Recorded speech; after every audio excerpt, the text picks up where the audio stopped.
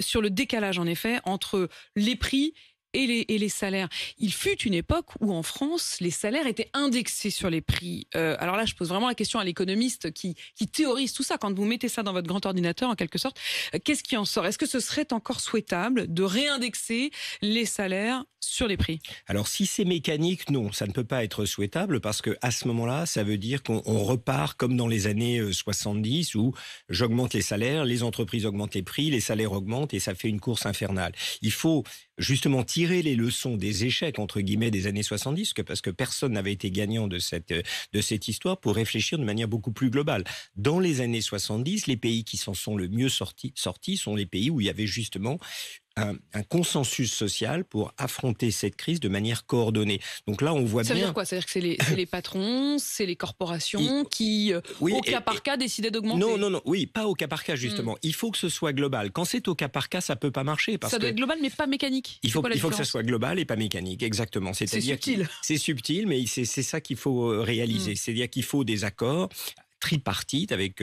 le gouvernement en arbitre. Le gouvernement va mettre beaucoup d'argent dans cette histoire pour absorber le choc. Il faut que ce soit ciblé, il faut que ce soit compris. Il faut que les salariés, les représentants, les syndicats de salariés et d'entreprises, le MEDEF, se réunissent aussi et qu'on sache ce qu'on veut faire. Donc, qu'est-ce qu'on veut faire par branche? Il faut évidemment revaloriser les bas salaires. Comment je le fais? C'est des hausses de salaire, c'est des baisses de charges, c'est des transferts directs du gouvernement et puis c'est des concessions du patronat aussi. Donc, tout ça doit faire l'objet d'un consensus, d'une réflexion globale dans lequel on sait que si on augmente les salaires, ça n'est pas le lendemain matin pour augmenter les prix. Donc, c'est subtil, c'est compliqué, mais il y a un coût à absorber de l'ordre là, c'est le déficit énergétique. Ça veut dire que le quoi qu'il en coûte n'est jamais fini, en fait. On a eu un quoi qu'il en coûte pour le Covid, on va avoir un quoi qu'il en coûte pour l'Ukraine et un quoi qu'il en coûte pour l'inflation. Voilà, il le faut. Alors après, ce quoi qu'il en coûte, il faudra le solder et c'est là que l'État devient l'arbitre. C'est-à-dire, si on veut traverser cette crise